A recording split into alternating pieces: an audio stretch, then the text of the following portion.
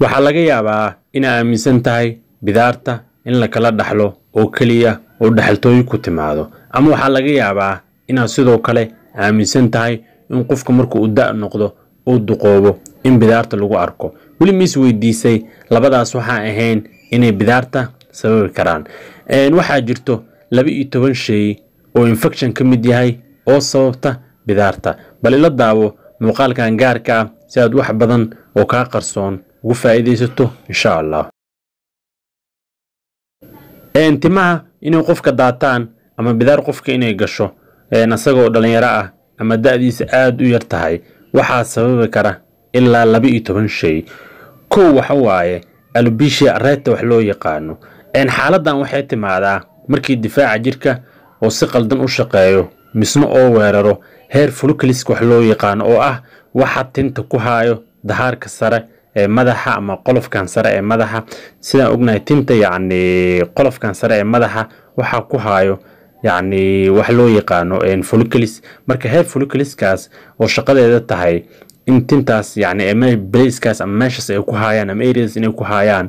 ayaa waxaa si qaldan u weerarayo difaaca jirka oo si qaldan u shaqeynayo, taas oo keenaysa timihii inay daataan, taas oo keenaysa ugu dambeyn qofka inay bidaar gasho. xaaladda labaad ee keeni karta ama sababi karta qofka inay timaha daataan oo bidaar ay gasho waxa waaye scalp infection wax loo yaqaano oo ah sidoo kale dahaarkan sare ama qolofkan sare ee ku dahaaran ama meesha tinta ay kasoo baxdo in infection uu ku dhaco. marka infection hadduu ku dhaco waxaa dhacayo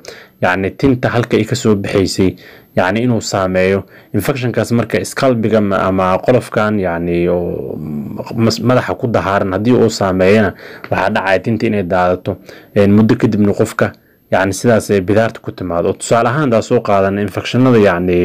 scalpiga ama qolofkan ama dahaarkan sare ee madaxa saameeya waxaa ka mid ah cambaarta oo kale. cambaarta markaas ognahay waa aragtaa ilmaha markay ku timaado oo kale waxaa dhacaya meeshay kasoo baxdo oo kale tinta inay ka biibto ama tinta inay ka baaba'do oo sida bidaar oo kale ay u ekaato tinta. marka waxaa laga yaabaa mararka qaar sida had sawirka hortiina ka muuqato qofkan kale hadda waa bidaar. bidaartan waxay ka timid cambaar ku timid scalpiga. marka waxaa laga yaabaa in adiga cambaar u fahmin laakiin waa cambaar sida had sawirka hortiina ka muuqato. marka mararka qaar bidaarta waxaan oo kale ay ka timaadaa qofkan ma fahansana mana ogo in laga daaweeyo u baahan waan wax la daaweyn karo oo tinta caadi ay ku soo laabanaysaa. saddex waxaa sababi karo sexual transmitted disease ama sexual transmitted infection STD wax loo yaqaano. xaaladan gaar ahaan ama cuduradan galmada lagu kala qaado Soomaaliga lagu fasiro waxaan ugu badan syphiliska ama isfiilitada ama waraabowga qofka soo u yaqaano. haddii muddo dheer qofku u hayo waxay keenaysaa in timihii si tartiib ay u gurmaan ay u baaba'aan qofkana bidaar ay ku timaado. afar waxaa sababi kara hormonal imbalance wax loo yaqaano oo ah dheecaanada jirka haddii qalqal uu ku yimaado isku dheelitirnaantooda ama qaabka ay u shaqeynayeen. tusaale oo kale dumarka haddii uu ku yimaado wax loo yaqaano polycystic ovarian syndrome oo PCOS loo soo gaabiyo, taas oo ah xaalad timaado markay cystis ama burbiyoodo ay ku sameysmaan ovarieska ama ku-xansidayaashu, taas oo keenayso qofka xaaladan markay ku timaado calaamado badan lagu arka ayaa jiro.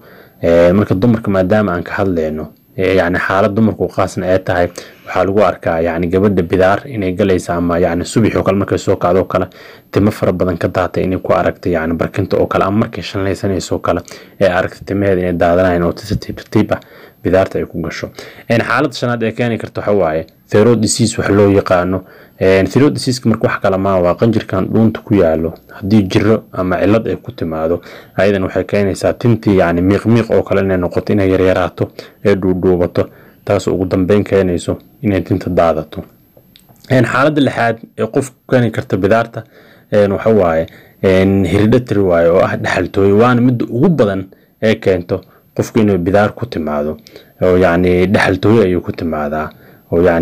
waa la kala dhaxlaa. xaalad toddobaad waxa waaye sabab karta qofka bidaar inuu ku timaado age-ka ama da'da, qofka da'diisa mar walba aad u sii weynaato wuu u nugul yahay maadaama jirka sida caadiga ognahay qofka markaas da'diisa ay sii weynaato shaqadii jirka ka socotay way sii yaraataa qofka markastoo da' oo sii noqdaba. xaaladda sideedaad ee keeni karta waxa waaye dadka qaato cancer treatment waxa loo yaqaan ama daawooyin kansarka marka daawo haddii kansar aad qabto oo chemotherapy wax la mid ah ama daawooyin kansar aad qaadato waxaa fiican dhakhtarka in la xiriirto inta badan side effectiga oo daawooyinkan ama ciladaha ay leeyihiin waxaa kamid ah timaha qofka inay daataan marka dhakhtarka taas ayaa kala xiriiri kartaa xaaladda sagaalaad ee keeni karta waxa waaye stresska marka stresska waxyaabo badan uu ka yimaadaan laakiin meelaha ugu badan oo yani lagu arko waxa waaye qofka haddii yani uu in muddo ah uu jirado oo kale stresskaas faraha badan la yani jirada xaggeeda kasoo gaarayso in cuno qaadashadiisa oo liidato saa ognahay yani timaha kuriimadooda waxyaabo ka qayb qaata ayaa jira waa proteins marka qofka hadduu waxba qaadanaynin oo in muddo uu xanuunsan yahay isna uu stressayo waxay keenaysaa yani qofka in timihii ay daataan oo sidaas yani ay ku timaado bidaarta يعني marka ayadana waa qodob kale keen karta laakiin wax kasta oo stress keeni kara waxa lagu arkaa hooyooyinka qaar markay uurka qada ama ay dhal rabaan oo kale stress fara badan ayaa lagu arkaa ayadana waa lagu arkaa oo gabadhu waxay ku leedahay tusaale oo kale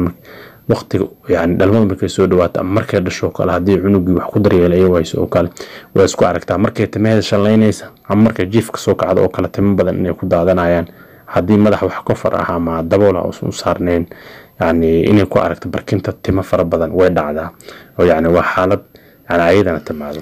حالة طبعا كيني كرتا أما سوي كرتا قف كني تما داتان وبداري كنت ماذا حواي وحياة قار أما سليدة قار أما كريموين كقار أو استعماله إنت ما أنكون نفقين وحافي عن قفك برندقة أما وحياة استعمالها إنه أدس كغفيري يافي عن inay dhacday in la soo cusboonaysiin in waxaan yihiin wax original ah in yani aad in askaga fiiriso qofka oo baaro Google gareeya ayaa fiican wax kasta yani suuqa yaala ma ahan aska soo gadato oo aska marsato wax fiican ma ahan oo yani cilmi baaris badan la sameeyo waxa lagu ogaaday kareemada qaar ama saliidaha qaar yani warshadaha qaar ay soo saaraan in halka ay ka nafaqeyn lahaayeen timaha يعني أي كجوران يعني وحنا جدا تمها أي كداتان وقفك بدار أي كنت مركو حافي عن هنا يعني أرنتاس أما حالة داسنا يعني على الصعود حالة كو يتبناد كاني كرتا قفك إنه بدار اسكو أركا أما إنه قفك تمها داتان وهواي يعني هير الستايل كو حلو يقان أما قابك تنتالا أو شنلينيسو يعني قفك dadka qaar gaar ahaan dadku ugu inta badan dadku waxay sameeyaan gadaal ay u shanlayaan marka tintaada hadaa gadaal u shanlayso markasto gadaal u shanlayso waxa uu nugusha inay salaxyo iyo qaybtan hore ee madaxa in bidaar ay ka gasho oo timihi si tartiib ay u gurmaan marka hair style-ka ama qaabka tinta qofku oo ka dhiganayo ayadana saameyn ay ku yeelataa tinta inay gurmata ee daadad kadib bidaarta saas ay ku timaado xaaladda 12aad ee ugu dambayso ay keeni karta bidaarta waxa waaye medications qaar ama daawooyinka qaar يعني هدي أدو استعمالها يا أسكو عرقتو يعني مركا شان ليسان يسو كلا تميني كسو راعي أنا هوري أنكو سو راعي جن أما مركا جيفتو كلا تميني بركنت هذي يعني أكو أركيسو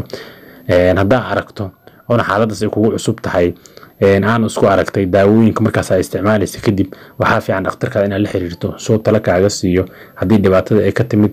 داوين كسا استعمالي سو هدي كلا هنا فانتين يا رجاني إن شاء الله تعالى عشان سيكو سو كوبينا السلام عليكم ورحمة الله وبركاته